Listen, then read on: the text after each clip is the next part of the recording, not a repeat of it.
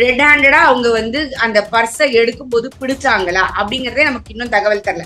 1500 ரூபாய் காணும் சொல்லி இருக்கிறாங்க, கூப்பிட்டு விசாரிக்கிறாங்க, குதிச்சிருச்சு, இப்படிதான் நமக்கு விட்டு விட்டா இப்ப வரைக்கும் செய்தி கிடைச்சிருக்குது.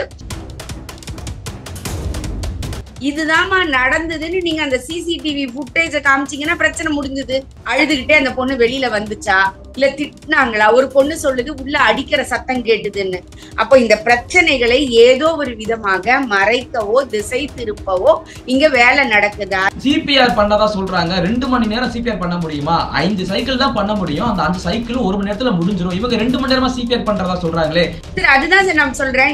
இது எல்லாமே வந்து ஹேஷியங்கள் தானே. 1500 ரூபாய் தொலைஞ்சிருச்சு அப்படிங்கறதே உண்மையில தொலைஞ்சிச்சா? யாரு சொல்லணும்? இப்போ அவங்களா குதிச்சாங்களா, தள்ளி விட்டாங்களா? யார் என்ன ப்ரூஃப் இருக்கு? அப்போ எல்லாமே வாய் வழியாக ஏதோ ஒரு இடத்துல கசிய விடுறது, விஷயங்களை கசிய விடுறது. ஒரு அந்த கல்லூரி நிர்வாகமோ இல்ல அந்த ஹாஸ்பிட்டலோ அதிகாரப்பூர்வமாக ஏதாவது ஒரு அறிக்கை சொல்லி இருக்குதா? சொல்லுங்க பாப்போம். ஒரு நாள் ஆயிடுச்சு, இன்னி வரைக்கும் அதை உங்களால செய்ய முடியல அப்படின்னா ஏதோ ஒரு காரணம், ஏதோ ஒரு அழுத்தம், இல்ல எதையோ உன்னை மறைக்க. இது விசாரணை தான் கண்டுபிடிக்கணும், சரி. ஆனா நீங்க ஏன் அதுக்கு இடம் கொடுக்குறீங்க? நீங்க வாலண்டியரா சிசிடிவி ஃபுட்டேஜ் எடுத்து அந்த பேரண்ட்ஸ் கிட்ட கொடுங்க. காவல்துறை நடவடிக்கை எடுக்காதது காரணம் என்ன? நீங்க சொன்ன அண்ணா யூனிவர்சிட்டியும் இதேதான், இங்கேயும் அதே தான் நடக்குது. காவல்துறை இதுல மட்டும் இந்த மாதிரி பெண்களுக்கான பிரச்சனைகளை மெத்தனம் காட்டுது ஏன்? அந்த காவல்துறையை கையில வச்சிருக்கிறது யாரு? முதலமைச்சர்.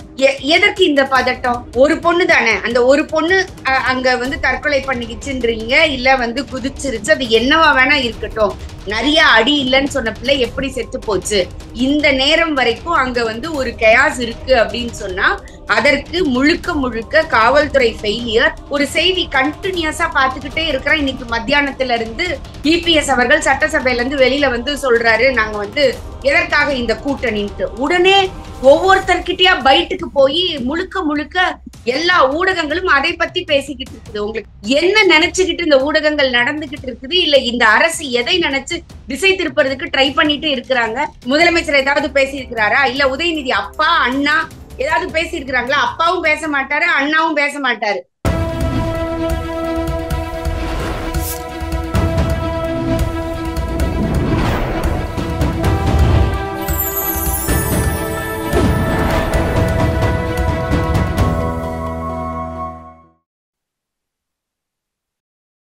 சேனல் 5 தமிழ் நேயர்களுக்கு வணக்கம்.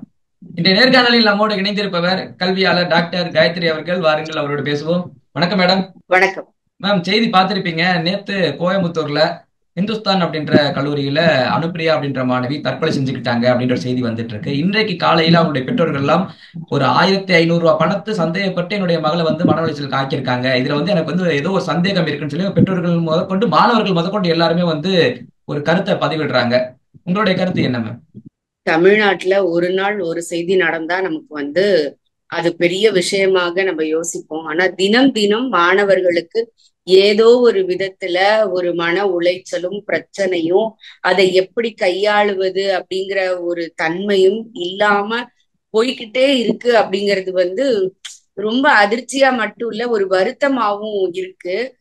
ஒரு நாளைக்கு இது நடக்கிறதுக்கு ஒரு நாளைக்கு முன்னாடிதான் நம்ம பார்த்தோம், திருநெல்வேலியில அந்த ரோஸ்மேரிங்கிற ஸ்கூல்ல வந்து ஒரு மாணவன் ஒரு சின்ன விஷயம் பாருங்க, கத்து அருவாளை உள்ள எடுத்துட்டு வந்து வச்சு வெட்டி. இதே மாதிரி ஒரு வருஷத்துக்கு முன்னாடி நினைக்கிறேன் வெளியில நடந்த ட்விட்டர்லயோ வேற எதுலயோ நடந்த பிரச்சனைக்கு திருச்சியில இதே மாதிரி ஒரு கல்லூரியில பிரச்சனை நடந்து அவர் ஆசிரியர் தடுக்க போய் அவருக்கும் நல்லா அடிபட்டு 2 பேரும் ஹாஸ்பிட்டல்ல இருந்தாங்க.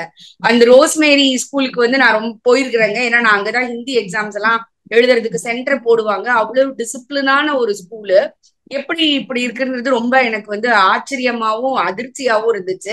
அது நீ அதிர்ச்சி எல்லாம் இதெல்லாம் வந்து உனக்கு அதிர்ச்சி இல்ல அப்படின்னு சொல்லக்கூடிய அளவுக்கு அடுத்தது நமக்கு இந்த ஒரு இதை பாக்குறோம். இது வந்து ரொம்ப வேதனை மட்டும் இல்லைங்க, இது எங்கேயோ ஒரு இடத்துல ஒரு மிகப்பெரிய விஷயம் ஒரு லேக் ஆயிட்டே இருக்கு அப்படிங்கிறத நம்ம புரிஞ்சுக்கணும். முதல்ல குழந்தைகளுக்கு சகிப்புத்தன்மை குறைஞ்சுக்கிட்டே இருக்கு. 2வது, ஒரு விஷயத்த விஷயமாக பார்த்து அதை எடுத்துக்கிட்டு அதுக்கு ரிப்ளை பண்றது, ரியாக்ட் பண்றதுன்னு இல்லாம, ரெசிப்ரோகேட் பண்றதுன்னு இல்லாம ரியாக்ட் பண்ண ஆரம்பிச்சுக்கிட்டே இருக்கிறாங்க. இதுதான் இங்க உள்ள பிரச்சனைகளுக்கு முக்கிய காரணம் அப்படின்னு நான் நினைக்கிறேன். இது வந்து ஒரு நாள்ல உருவானது இல்ல. தொடர்ந்து நடந்துகிட்டே இருக்கக்கூடியது. ஏதோ ஒரு இடத்துல டக்குன்னு ஹர்ட் ஆகும்போது அது பர்ஸ்ட் ஆகி வெளியில வருது. இந்த ஒரு 1500 ரூபாய் அப்படிங்கிறது வந்து ரூபாயா நம்ம பாக்குறது இல்ல. அந்த குழந்தை வந்து எவ்வளவு தூரம் ஹர்ட் ஆயிருது அப்படிங்கறதுனால நடந்த விஷயம். இங்க வந்து ரூபா பெரிய விஷயம் இல்ல. இது 1,00,000 ரூபாய்னாலும் திருட்டுதான், 1500 ரூபாய்னாலும் திருட்டுதான். பட் ஒரு மாணவர்கள் அப்படின்னு வரும் பொழுது அதை எப்படி நாம ஹேண்டில் பண்றோம்? முதல்ல நமக்கு ரெட் ஹேண்டடா அவங்க வந்து அந்த பர்ஸை எடுக்கும் போது பிடிச்சாங்களா அப்படிங்கறதே நமக்கு இன்னும் தகவல் தரல. 1500 ரூபாய் காணும் சொல்லியிருக்கிறாங்க, கூப்பிட்டு விசாரிக்கிறாங்க, குதிச்சிருச்சு, இப்படிதான் நமக்கு விட்டு விட்டா இப்ப வரைக்கும் செய்தி கிடைச்சிருக்குது. அப்படி நீங்க பார்க்கும் பொழுது என்ன அப்படின்னா, அப்ப நீங்க ரெட் ஹேண்டடா ஒரு விஷயத்த பிடிக்காம நீங்க எப்படி அந்த பிள்ளை மேல குற்றம் சொல்றது அப்படிங்கிறது ஒரு விஷயம் வருது. ரெண்டாவது, அங்க அது ஹாஸ்பிட்டல் தானே, கிளாஸ் தானே, இப்ப எல்லா இடங்கள்லயும் மேக்சிமம் சிசிடிவி கேமரா இருக்கு தானே. அப்போ எத்தனை மணிக்கு அந்த குழந்தை வந்து அந்த டீச்சர் ரூமுக்குள்ள போனாங்க, எத்தனை மணிக்கு வெளியில வந்தாங்க, எல்லாம் அந்த சிசிடிவில ரெக்கார்ட் ஆயிருக்கும்ல. அந்த ரெக்கார்டை நீங்க பேரண்ட்ஸுக்கு போட்டு காமிச்சிருந்தீங்கன்னா இந்த பிரச்சனையே வராது. அந்த ஃபைனல் இயர் ஸ்டூடெண்ட்ஸ்ல இருந்து எல்லாரும் வெளியில பேசுறாங்க, டீச்சர்ஸ் போனையே எடுக்க மாட்டேங்கிறாங்க அப்படிங்கிறது. ஒரு கல்லூரி நிர்வாகம் நான் தான் இந்த மாணவன் முதல்ல வர்றதுக்கு காரணம்னு எந்த அளவுக்கு நம்ம பேர் எடுத்துக்கிறோமோ அதே மாதிரி பிரச்சனை வர்ற நேரங்கள்ல அந்த பிள்ளைகளோட நிக்கணும். இது வந்து ஒரு தார்மீகமாக இருக்கக்கூடிய ஒரு விஷயம். சரி, நீங்க வந்து ஒரு சேர்மன் லெவல்ல பெரிய வர வேண்டாம், அந்த துறை சார்ந்த ஆசிரியர், அந்த பிள்ளைக்குன்னு ஒரு இன்சார்ஜ் இருப்பாங்க. நீங்க எந்த காலேஜ்லயும் பாத்தீங்கன்னா கிளாஸ் அட்வைசர்னு ஒருத்தங்க இருப்பாங்க, அவங்களுக்குன்னு ஒரு இன்சார்ஜ் இருப்பாங்கல்ல. அந்த இன்சார்ஜாவது அந்த இடத்துக்கு போய் அது என்னன்னு பார்க்கக்கூடிய இடத்துல இருந்திருக்கணும் அப்படின்னு நான் நினைக்கிறேன். ஏன்னா அந்த பிள்ளைகள் எல்லாம் ரொம்ப இமோஷனலா பேசுறாங்க. அந்த இமோஷனலை தாண்டி அந்த அம்மாவுக்கு இதுதான்மா நடந்ததுன்னு நீங்க அந்த சிசிடிவி ஃபுட்டேஜ காமிச்சீங்கன்னா பிரச்சனை முடிஞ்சது. யோசிச்சு பாருங்க. அப்போ அழுதுகிட்டே அந்த பொண்ணு வெளியில வந்துச்சா, இல்ல திட்டினாங்களா? ஒரு பொண்ணு சொல்லுது உள்ள அடிக்கிற சத்தம் கேட்டுதுன்னு. ஒரு 1500 ரூபாய்க்காக ஒரு அடல்ட்டான பிள்ளைய, ஒரு 18 வயசுக்கு மேல இருக்கக்கூடிய பிள்ளையை அடிப்பாங்களா அப்படிங்கிறது நமக்கு தெரியல. அப்போ இதெல்லாம் எப்ப தெரியும்? கையில சிசிடிவி ஃபுட்டேஜ் இருந்தா நமக்கு தெரிய போகுது. அப்போ இந்த பிரச்சனைகளை ஏதோ ஒரு விதமாக மறைக்கவோ திசை திருப்பவோ இங்க வேலை நடக்குது. அதே மாதிரி அந்த ரோஸ்மேரி ஸ்கூல்ல பாத்தீங்கன்னா இந்த விஷயம் நடக்குது, அவங்க தாழ் போட்டுட்டு கேட்டுக்குள்ள விடவே மாட்டேங்கிறாங்க. பேரண்ட்ஸ் எல்லாம் சொல்றாங்க, டிவிலயே நியூஸ் வந்துருச்சுங்க, நாங்கெல்லாம் பார்த்துட்டு தான் வரோம், எங்க பிள்ளைய நீங்க வெளியில விடுங்க, நாங்க கூட்டிட்டு போறோம், எங்களுக்கு பயமா இருக்குன்னு சொல்றாங்கல்ல. அப்போ ஒரு நான் பணம் கட்டி என் பிள்ளைய படிக்க வைக்கிற அந்த பள்ளிக்கூடத்துக்குள்ள, அந்த கல்லூரிக்குள்ள என்னால இன்னைக்கு எந்த இடங்கள்லயுமே நுழைய முடியறது இல்ல. நீங்க கேட் செக்யூரிட்டியே உங்களை உள்ள விட மாட்டான். நீங்க அட்மிஷனா, யார் கால் பண்ணாங்கன்னு சொல்லுங்க, நான் உள்ள விடுறேன். அட்மிஷனா, பேமெண்ட்டா ஆன்லைன்ல நீங்க பண்ணிக்கோங்க. இந்த ஒரு விஷயமா, யார் உங்களை கூப்பிட்டாங்களோ அவங்களை எங்களுக்கு கால் பண்ண சொல்லுங்க. இப்படிதான் எல்லா விஷயமுமே இருக்குது. அதாவது ஒரு அப்ரோச்சபிளாகவே இல்லாம இன்னைக்கு போயிடுச்சு அப்படிங்கறத நான் பாக்குறேன். அதுதான் இந்த பிரச்சனைகளுடைய மூலவேர். மேம், எனக்கு என்ன ஒரு சந்தேகம்னா, இப்போது வரை அதை தற்கொலைன்னு சொல்றாங்க. ஆனா அங்க படிக்கக்கூடிய எல்லாரும் மெடிக்கல் ஸ்டூடெண்ட் தான். ஒரு பையன் சொல்றான் சிபிஆர் பண்ணதா சொல்றாங்க. 2 மணி நேரம் சிபிஆர் பண்ண முடியுமா? 5 சைக்கிள் தான் பண்ண முடியும், அந்த 5 சைக்கிள் 1 மணி நேரத்துல முடிஞ்சிடும். இவங்க 2 மணி நேரமா சிபிஆர் பண்றதா சொல்றாங்களே, இங்கே எங்களுக்கு சந்தேகம் இருக்கு. ஒரு மாணவர் பேசுறாப்ல. சரி, அதுதான் சார் நான் சொல்றேன். இது எல்லாமே வந்து ஹேஷியங்கள் தானே. 1500 ரூபாய் தொலைஞ்சிருச்சு அப்படிங்கறதே உண்மையில தொலைஞ்சிச்சா? யாரு சொல்லணும்? இப்போ இவங்கதான் எடுத்தாங்க, யாரு சொல்லணும்? மூணாவது, அது குதிச்சிருச்சு, அவங்களா குதிச்சாங்களா, தள்ளி விட்டாங்களா, யார், என்ன ப்ரூஃப் இருக்கு?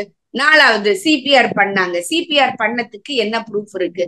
அப்போ எல்லாமே வாய் வழியாக ஏதோ ஒரு இடத்துல கசிய விடுறது, விஷயங்களை கசிய விடுறது, இதுதானே தவிர நான் சொல்றேன் அந்த கல்லூரி நிர்வாகம் நேரடியா பேசி இருந்திருக்கலாம். இப்போ நீங்க ஒரு 2 நாளைக்கு முன்னாடி பாத்தீங்கன்னா அமமுகவினுடைய தினகரன் அவர்கள் அப்போலோ ஹாஸ்பிட்டலுக்கு போறாரு. அவர் சொல்றாரு, நான் ஆல்ரெடி அப்பாயின்மெண்ட் வாங்கி சாதாரணமா செக்அப்க்கு போயிருக்கிறேன், ஆனா எனக்கு நெஞ்சு வலியில ஆஸ்பத்திரியில அனுமதின்னு சொல்லிட்டாங்க.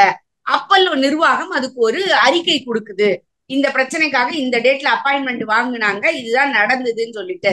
அப்போ இதே போல அந்த ஹிந்துஸ்தான் பல்கலைக்கழகமா கல்லூரியோ யாரு என்ன சொல்றீங்களோ அவங்க இந்த மாதிரி இருந்த இடத்துல இருந்து எங்களுக்கு நியூஸ் வந்ததுங்க, நாங்க போயிருக்கிறோம், நாங்க இப்ப அந்த குழந்தையோட பெற்றோர் கூட தாங்க இருக்கிறோம் அப்படின்னு ஒரு இன்ஃபர்மேஷன் கொடுக்கலாம்ல.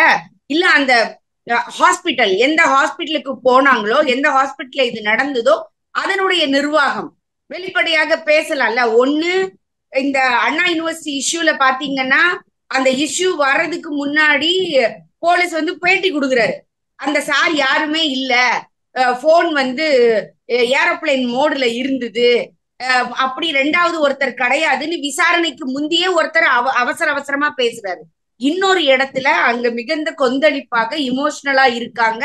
அவர்களை பேசி சமாதானப்படுத்த வேண்டிய பொறுப்பு கல்லூரிக்கும் அந்த ஹாஸ்பிட்டலுக்கும் இருக்கு. அதையும் செய்ய மாட்டேங்கிறாங்க. இதை எப்படி செய்யறது தவறோ அதே மாதிரி அதை செய்யாமல் விட்டதும் தவறுதான். இன்னைக்கு எல்லாமே உங்களுக்கு ஹேஷியங்களா தான் இருக்குது. எங்கேயாவது ஒரு இடத்துல ஒரு அந்த கல்லூரி நிர்வாகமோ இல்ல அந்த ஹாஸ்பிட்டலோ அதிகாரப்பூர்வமாக ஏதாவது ஒரு அறிக்கை சொல்லி இருக்குதா? சொல்லுங்க பாப்போம். அததான் நான் சொல்றேன். ஒரு நாள் ஆயிடுச்சு, இன்னி வரைக்கும் அதை உங்களால செய்ய முடியல அப்படின்னா ஏதோ ஒரு காரணம், ஏதோ ஒரு அழுத்தம், இல்ல எதையோ உன்னை மறைக்க, இல்ல ஏதோ ஒரு விதத்தில் அதை திசை திருப்ப அப்படின்னு ஏன் நீங்களே இடம் கொடுக்குறீங்க? இது விசாரணை தான் கண்டுபிடிக்கணும், சரி. ஆனா நீங்க ஏன் அதுக்கு இடம் கொடுக்குறீங்க? நீங்க வாலண்டியரா சிசிடிவி ஃபுட்டேஜ் எடுத்து அந்த பேரண்ட்ஸ் கிட்ட கொடுங்க, பாக்கட்டும், அவங்க சமாதானம் ஆவாங்கல்ல. மேம், இன்னொரு செய்தி என்னன்னா, இந்த சம்பவம் நேத்தே நடந்துருச்சு. அந்த மாணவி அங்க உள்ள ஒரு மாணவி சொல்றாங்க, நேத்து மதியம் 1 மணிக்கு ஆரம்பிச்சாங்க விசாரிக்கிறதுக்கு, சாயந்தரம் 5:30 மணி 6 மணி வரைக்கும் ஆயிருச்சு.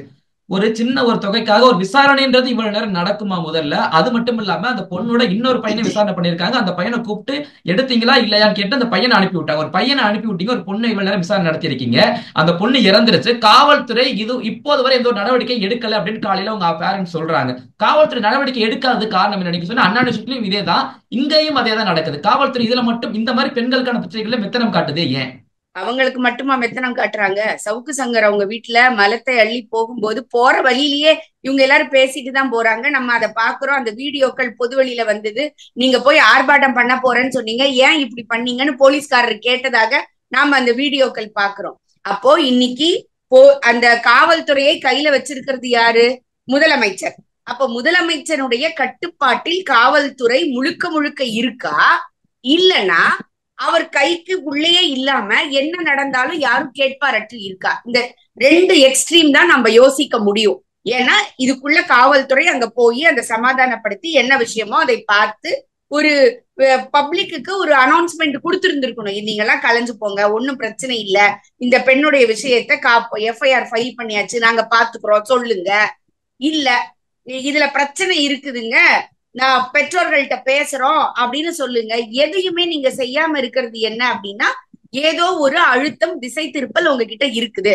அததான் நம்ம சொல்றோம். தொடர்ந்து இந்த காவல்துறை ஒண்ணு இந்த எக்ஸ்ட்ரீம்ல இருக்கு, இல்லைன்னா அனதர் எக்ஸ்ட்ரீம்ல இருக்கு. இன்னொன்னு கூட நம்ம பாக்குறோம், இந்த பிள்ளைகள் வந்து உடனே எங்களை வந்து 10 நிமிஷம் டைம் கொடுத்து ஹாஸ்டல்ல வெக்கேட் பண்ணி கிளம்புங்கன்னு சொல்றாங்கன்னு கூட நான் ஒரு வீடியோ பார்த்தேன். இங்க இருக்க வைக்கல, பாஸ் கொடுக்கல. இப்ப நீங்க பாத்தீங்கன்னா யூஜி லெவல்ல இருக்கக்கூடிய கல்லூரிகள்ல நம்ம வெளியில போகணும் அப்படின்னா அவுட் பாஸ்ன்னு ஒண்ணு கொடுப்பாங்க. அது இருந்தாதான் உங்களை கேட்ல வெளியில விடுவாங்க. நீங்க இந்த பிள்ளை எந்த ஊருக்கு போகுது என்ன போகுதுன்னு ஒண்ணு பேரண்ட்ஸ் மெயில் அனுப்புவாங்க. ஒரு பெரிய கல்லூரிகளாக இருந்தால், பல்கலைக்கழகமாக இருந்தா யார் அவங்களுக்கு இன்சார்ஜ் இருக்காங்களோ அவங்களுக்கு மெயில் பண்ணி அவங்க அதுக்கு ரிப்ளை பண்ணதுக்கு அப்புறம் அது வார்டனுக்கு போகும். வார்டன் வந்து அத ஓகேன்னு சொல்லி உங்களுக்கு கேட்ல சொல்லுவாங்க. அப்பதான் நம்ம போகவே முடியும். இதுதான் ப்ரொசீஜர். ஒரு சின்ன காலேஜா இருக்கு அப்படின்னா ஒரு ரெசிப்ட் மாதிரி இருக்கும். அந்த ரெசிப்ட்ல வார்டன் எழுதி கொடுப்பாங்க, அவுட் பாஸ் இது, இந்த பிள்ளை இன்னைக்கு போகுது, என்னைக்கு ரிட்டர்ன் வரும் அப்படின்ட்டு அது எல்லாத்தையும் சேர்த்து வச்சிருப்பாங்க. அதுதான் டாக்குமெண்ட். ஒரு பிள்ளைங்க, அது பையனோ பொண்ணோ, காலேஜுக்குள்ள நீங்க ஹாஸ்டலுக்கு வந்துருச்சு அப்படின்னாலே அது அந்த கல்லூரி நிர்வாகத்தினுடைய பொறுப்பு. அதுக்கப்புறம் அது வெளியில வந்து வீட்டுக்கு வர வரைக்கும், வெளியில அட்லீஸ்ட் கேட்டை தாண்டுற வரைக்குமாவது அது கல்லூரி தான் பொறுப்பெடுத்துக்கணும். அப்படிங்கும் போது அவங்க சொல்றாங்க 10 நிமிஷத்துல எங்களுக்கு வந்து வெளியில போ வெளியில போ வெளியில போன்னு சொல்றாங்கன்னு நான் ஒரு வீடியோ பாக்குறேன். அப்போ எதற்கு இந்த பதட்டம்? ஒரு பொண்ணு தானே, அந்த ஒரு பொண்ணு அங்க வந்து தற்கொலை பண்ணிக்கிச்சுன்றீங்க, இல்ல வந்து குதிச்சிருச்சு, அது என்னவா வேணா இருக்கட்டும். அத்தனை பிள்ளைகளையும் நீங்க வீட்டுக்கு அனுப்பி அந்த விஷயத்தை மழுங்கெடுக்க வேண்டிய அவசியம் என்ன இருக்கு அங்க? இது நடந்தது இன்னொரு இடத்துல. இல்ல இதுல ஒரு சந்தேகம் வருது. நீங்க சொல்றீங்க மாதிரி நேத்தே மாணவர்கள் எல்லாம் கிளம்புங்கன்னு சொல்றாங்க. ஆக்சுவலா அந்த பேரண்ட்ஸ்க்கு இன்ஃபார்ம் பண்ணும்போது இல்ல பொண்ணு கொண்டு நல்லாதான் இருக்காங்க வாங்கன்னு சொல்றாங்க. திருவண்ணாமலையில அவங்க சேலத்தை தாண்டும் போது இல்ல பொண்ணு இறந்துட்டாங்கன்னு சொல்றாங்க. எல்லாமே முன்னுக்கு பின் கருத்தா இருக்கு. ஒரு 1500 ரூபாய் விஷயத்துக்காக விசாரணை பண்ண இந்த கல்லூரி நிர்வாகம் ஒரு பேரண்ட்ஸ் கிட்ட இன்ஃபார்ம் பண்ணணும் அப்படின்னு கூட தெரியாதா? தெரியாம தான் கல்லூரி நிர்வாகங்கள்லாம் இப்ப இயங்கிக்கிட்டு இருக்கா? இல்ல ஆக்சுவலா அந்த பையனுடைய அந்த அந்த பெண்ணுடைய அண்ணன் வந்து பேசினாரு. நான் ஒரு வீடியோ அந்த வீடியோ பார்த்தேன். நீங்க சொன்ன மாதிரி சொன்னாரு. நாங்க கிளம்பும் போது இந்த மாதிரி விழுந்துருச்சு, பெரிய அடிலாம் இல்ல, நீங்க வாங்கன்னு சொன்னாங்க. பாதி தூரம் வரும்போது செத்துருச்சுன்னு சொல்றாங்க. நிறைய அடி இல்லைன்னு சொன்ன பிள்ளை எப்படி செத்து போச்சு அப்படின்னு அவர் கேள்வி கேட்கிறாரு. அப்போ இதெல்லாமே எப்ப நமக்கு தெரியும்? போஸ்ட்மார்ட்டம் பண்ணி தான் தெரியும். அப்போ நேற்றைக்கு அவங்க திருவண்ணாமலையில இருந்து கிளம்பி இன்னைக்கு காலையில போய் நாம பேசிட்டு இருக்கிற இந்த நேரம் வரைக்கும் அங்க வந்து ஒரு கயாஸ் இருக்கு அப்படின்னு சொன்னா அதற்கு முழுக்க முழுக்க காவல்துறை ஃபெயிலியர், அந்த ஹாஸ்பிட்டலோட நிர்வாகம் ஃபெயிலியர் அப்படின்னு தான் எடுத்துக்கணும். இது ரொம்ப எளிதாக ஹேண்டில் பண்ணக்கூடிய விஷயம். ஏன்னா இது எது எதிரொலிக்குது தெரியுமா? உங்களுக்கு ஞாபகம் இருக்கும், கள்ளக்குறிச்சியில ஒரு பெண் இது மாதிரி கீழே விழுந்து அந்த பள்ளியே தீக்கிரையாக்கப்பட்டது. நான் வந்து அந்த தீக்கிரையானதுக்கு நான் ரொம்ப எகெயின்ஸ்டா நான் பேசினேன். இப்பயும் நான் சொல்றேன், ஒரு பிள்ளை தவறு செஞ்சிருச்சு, அதாவது கீழே விழுந்துருச்சு, அது பள்ளிக்கூட நிர்வாகம் பெற்றோர் ஹேண்டில் பண்ண வேண்டிய விஷயம். அதற்காக ஒரு 3000 பிள்ளைங்களுடைய சர்டிபிகேட், டீச்சர்ஸ் உடைய சர்டிபிகேட் எல்லாம் எரிக்கிற வரைக்கும், அந்த பஸ்ஸுகளை எரிக்கிற வரைக்கும் காவல்துறை அன்னைக்கும் வேடிக்கை தான் பாத்துக்கிட்டு இருந்தது. நீங்க எல்லாருமே பாத்திருப்பீங்க, காவல்துறை நின்றுகிட்டு இருக்கும் போதே தான் அவன் பஸ்ஸை அடிச்சு உடைப்பாங்க, அந்த கிளாஸ் ரூமுக்குள்ள போய் உடைக்கிறது எல்லாமே அதை பண்ணாங்க. அப்போ நீங்க இந்த மாதிரி ஒரு விஷயம் அங்க வரணும்னு தான் நீங்க எதிர்பார்க்கிறீங்களான்னு எனக்கு தோணுது. யோசிச்சு பாருங்க. அப்போ ஏதோ பிரச்சனை நடக்குது, இந்த பிரச்சனைகளை எல்லாம் திசை திருப்புறதுக்கு ஒரு விஷயத்த கவனிக்காம விட்டோம்னா மக்களே ஆர்ப்பாட்டம் பண்ணுவாங்க. அப்ப அதுல நம்மளுடைய போக்கஸ் போயிடலாம். நாம பேசிட்டு இருக்கிற இந்த நேரத்துல ஒரு செய்தி கண்டினியூஸா பாத்துக்கிட்டே இருக்கிறேன். இன்னைக்கு மத்தியானத்துல இருந்து இபிஎஸ் அவர்கள் சட்டசபையில இருந்து வெளியில வந்து சொல்றாரு, நாங்க வந்து எதற்காக இந்த கூட்டணின்ட்டு. உடனே ஒவ்வொருத்தர்கிட்டயா பைட்டுக்கு போய் முழுக்க முழுக்க எல்லா ஊடகங்களும் அதை பத்தி பேசிக்கிட்டு இருக்குது. உங்களுக்கு திருநெல்வேலியில ஒரு உயிர் போகுது, கோயம்புத்தூர்ல ஒண்ணு நடக்குது, இதெல்லாம் இந்த ஊடகங்களுக்கு செய்தியாகவே தெரியாதா? யோசிச்சு பாருங்க. அதிமுகவும் பாஜகவும் கூட்டணி 26 எலெக்ஷன் முடிஞ்சு அந்த எலெக்ஷன்ல கூட்டணி ஆட்சி ஜெயிச்சு அதற்கு பிறகு அந்த ஆட்சியில பங்கு சொல்றதுக்கு இன்னைக்கு காலையில இருந்து அவர் எப்ப வெளியில வந்தாரோ அந்த மினிட்ல இருந்து எல்லா இடங்கள்லயும் அது பைட்டு, ரிப்பீட் டெலிகாஸ்ட், என்ன நினைச்சுக்கிட்டு இந்த ஊடகங்கள் நடந்துகிட்டு இருக்குது? இல்ல இந்த அரசு எதை நினைச்சு திசை திருப்புறதுக்கு ட்ரை பண்ணிட்டு இருக்கிறாங்க? ஓகே மேம், அதான் நீங்க சொல்லும் போல இந்த கருத்தை பெரிய அளவுல காட்ட மாட்டாங்க. அது என்ன காரணம்? இது மாதிரி பிரச்சனைகள் பெரிதானால் மட்டும்தான் நாங்க வந்து காட்டுவோம் பிரச்சனைகளை அப்படின்ற மாதிரி ஊடகங்கள் நினைக்குதா, இல்ல வேற எதுவும் காரணம் இருக்கா? பொலிட்டிக்கல் இல்ல, அதாவது அவர்களுக்கு ஒரு பெரிய நோக்கம் இருக்குது. இந்த நோக்கம், நான் ஏன் இந்த நோக்கம் அப்படின்னு சொல்றேன் அப்படின்னா, ஒரு கடந்த மாதம் ஒரு 25 தேதிகளை நீங்க பாத்தீங்க அப்படின்னு சொன்னா ஒரு செவி வழி செய்தி, அதற்கு 1-2 ப்ரூஃப் என்கிட்ட இருக்கு. நம்முடைய இந்த திமுகவினுடைய மாணவர் அணி ராஜீவ்காந்தி அவர்கள் ஒருத்தருடைய வீட்டுல உட்கார்ந்து எல்லா பள்ளிகள்ல கல்லூரிகள் எல்லா கல்லூரிகள் பல்கலைக்கழகங்களிலிருந்து ஒரு ஸ்டூடெண்ட்டை கூப்பிட்டு மாணவர் அணியை பல்கலைக்கழகங்கள் கல்லூரியில் பலப்படுத்தணும். வருகின்ற ஆண்டுல எல்லா கிளப்ஸ் இருக்கும்ல, கிளப் ஆக்டிவிட்டின்னு சொல்றோம், மன்றங்கள்னு சொல்லுவோம் இல்லையா, அதுல முழுக்க முழுக்க நம்முடைய பிள்ளைகளுக்கு அங்க இருந்து தயார் பண்ணி இங்க எடுத்துட்டு வரணுங்கிற முயற்சியில முழு முயற்சியில இறங்கி அதற்குரிய பேச்சுவார்த்தை இங்க நடத்தி தமிழகம் முழுக்க அது போன்ற செயல்களை செய்வதற்கு இவர்கள் ஆயத்தமாக்கிட்டு இருக்கிறாங்க. அதுக்கப்புறம் இந்த கவர்னருடைய ஜட்ஜ்மெண்ட்டும் உங்களுக்கு வந்துருச்சு. இன்னைக்கு அவர்கள் எல்லாரும் ஒரு இடத்தில் கலந்து மீட் பண்ணிருக்கிறாங்க பல்கலைக்கழகத்துல, சென்னை பல்கலைக்கழகத்துல. I am having that photo with me. ஓகேங்களா? இதுதான் நான் சொல்ல வரேன். அப்போ நீங்க முழுக்க முழுக்க கல்வியை அரசியலாக்கி அந்த அரசியல்ல பிரச்சனை வரும்போது அவர்களை கைவிட்டு விட்டு போறீங்களே. நீங்க உள்ள கூட போய் தொலைங்க, எங்களுக்கு அதை பத்தி பிரச்சனை இல்லைன்னா இன்னைக்கு உங்க கையில ஆட்சி இருக்கு, யாராலையும் அதை தடுக்க முடிய போறது இல்ல. தடுத்தாலும் நீங்க என்னென்ன அவதூறு பேசுவீங்க, எவ்வளவு கீழ்த்தரமாக பேசுவீங்கன்றத நம்ம பின்னூட்டங்கள்ல பாக்கலாம். நீங்க நான் பேசுற கருத்து உங்களுக்கு ஏற்புடையதாக இல்ல அப்படின்னா இந்த கருத்து ஏற்புடையது இல்லைன்னு சொல்லலாம். நீ யாரு, நீ என்ன ஜாதி, நீ என்னெல்லாம் வார்த்தைகள், இதே வார்த்தைகளே அவர்களுடைய தங்கைக்கும் அவருடைய ஒய்ஃபுக்கும் அவங்க அம்மாவுக்கும் அவங்க பேசுவாங்களான்னு தெரியாது. அந்த அளவுக்கு கீழ்த்தரமான வார்த்தைகளை பேசக்கூடிய கூட்டமாக அது இருக்குன்னு வச்சுக்கோங்களேன். அதனால நாம வந்து சொல்லதான் முடியும், சொல்லிட்டு போயிட்டே இருக்கோம். ஆனால் ஒரு பிரச்சனைன்னு வருது இல்ல, இன்னைக்கு எத்தனை மாணவர்கள் அங்க போய் உள்ள போய் நிக்கிறீங்கன்னு சொல்லுங்க. எத்தனை இந்த மாணவர் மன்றம் உள்ள போய் நின்று அவங்களை காப்பாத்துது சொல்லுங்க பாப்போம். இப்பெல்லாம் வாயை திறக்க மாட்டாங்க. இந்த திருநெல்வேலி ரோஸ்மேரிக்கு முதலமைச்சர் ஏதாவது பேசியிருக்கிறாரா? இல்ல உதயநிதி அப்பா அண்ணா ஏதாவது பேசியிருக்கிறாங்களா? அப்பாவும் பேச மாட்டாரு, அண்ணாவும் பேச மாட்டாரு. ராஜீவ் காந்தியே பேச மாட்டார். ஆனா உண்ணாவுல நடந்தா கனிமொழி அக்கா ஓடி வருவாங்க. இதுதான் இங்க இருக்கக்கூடிய அரசியல். இல்ல இவங்க எல்லாம் குரல் கொடுக்க மாட்டாங்கன்னு சொல்றீங்க. ஒருவேளை அதிமுக ஆட்சியா இருந்து இவங்க எதிர்கட்சியா இருந்தா உடனே குரல் கொடுத்திருப்பாங்கல்ல. இந்நேரம் அங்க போய் நின்றுப்பாங்கங்க. எல்லா கல்லூரிகள்ல இருந்த மாணவர்களை திரட்டி அங்க போய் முற்றுகையிட்டு அந்த பேரண்ட்ஸுக்கு பக்கத்துல நின்னுகிட்டு அவர்களுக்கு ரப்பர் செருப்போட ஓடி போய் ரேஞ்ச் ரோவர் கார்ல போய் ரப்பர் செருப்போட போய் இறங்குவாங்க. அந்த அளவுக்கு அப்படியே உங்களுக்கு சீன் பை சீனா டிசைட் பண்ணி வச்சிருப்பாங்க. இத்தனை கருத்துக்கள் இருந்தாலும் உங்கள்கிட்ட இந்த கேள்வி சரியான கேள்வி. அதாவது உளவியல் ரீதியாக இந்த காலத்துல இளைஞர்கள் ரொம்ப மன உளைச்சல் காலாக்கப்படுறாங்க. ஒரு கிண்டல கூட சொல்லுவாங்க, 90கள்ல பிறந்தவங்க எவ்வளவு அடிச்சாலும் தாங்குவான், ஆனா இப்ப உள்ள பிள்ளைங்க எல்லாம் சின்னதா ஏதாவது நடந்தாலும் ரொம்ப மன உளைச்சல் காலாகிறாங்க, தவறான முடிவுகள் எடுக்கிறாங்கன்னு. உளவியல் ரீதியா இந்த மாதிரியான பிரச்சனைகளை சமாளிக்கிறாங்க. அதை எப்படி எதிர்கொள்ளணும் மேம் இந்த காலத்து பிள்ளைங்க? இதற்கு முக்கிய காரணம் என்னன்னா, பள்ளிகள்ல இருக்கக்கூடிய மாரல் ஸ்டடீஸ் இல்லாம போனதுதான் முழுக்க முழுக்க காரணம். விளையாட்டு இல்லாமல் போனது முழுக்க முழுக்க காரணம். ஆனால் இந்த ரெண்டுத்தையும் திசை திருப்புற அளவுக்கு நாட்டுப்புற கலைகளை ஊக்கப்படுத்தணுங்கிற பேர்ல டான்ஸரை வச்சு கொரியோகிராஃப் பண்ணி நம்ம அன்பில் மகேஷ் அவர்கள் வெப்சைட்ல ஏத்திட்டு இருப்பாருன்னு வச்சுக்கோங்க.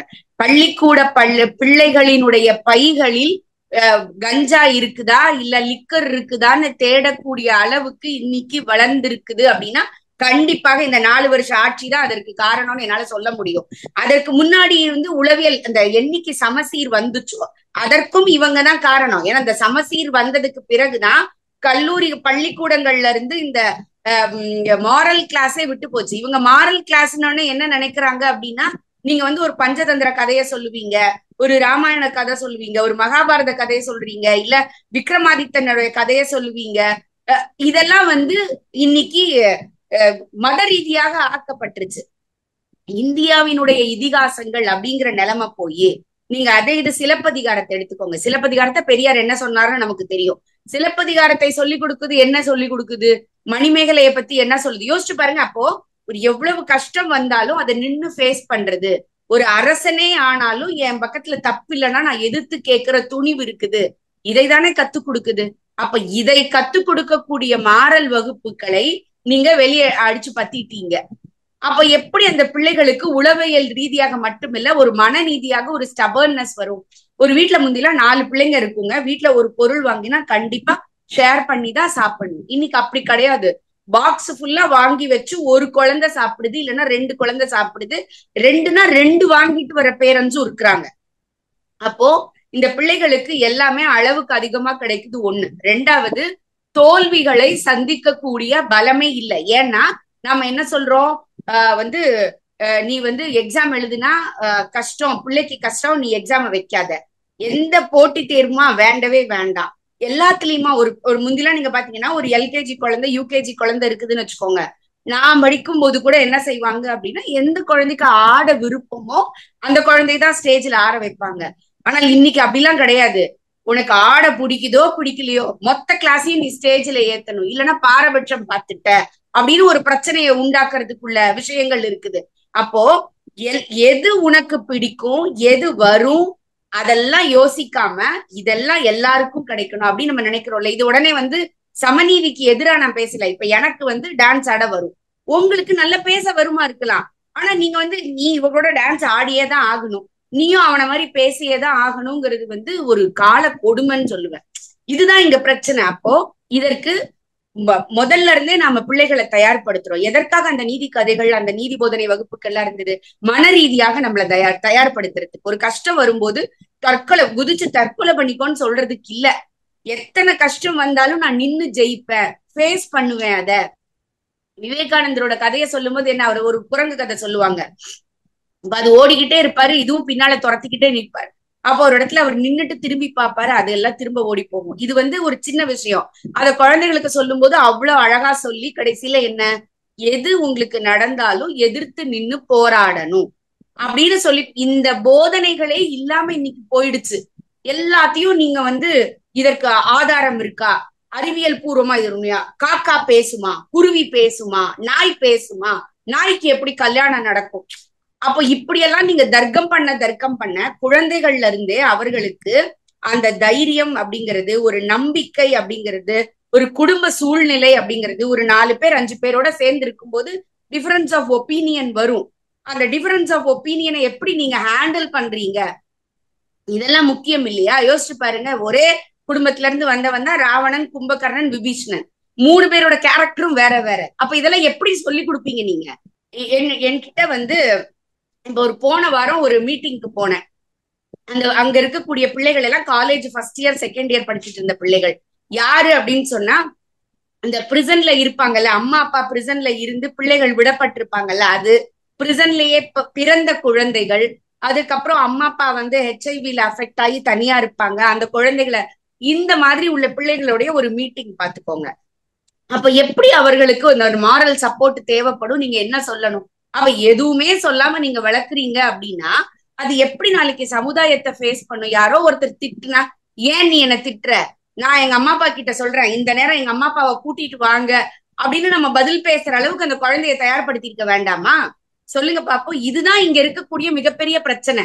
ஓகே மேம், எங்களுடைய பல்வேறு கேள்விகளுக்கு நேரத்தை ஒதுக்கி பதில் தந்தமைக்கு ரொம்ப நன்றி மேம். தொடர்ந்து பேசுவோம். வணக்கம்.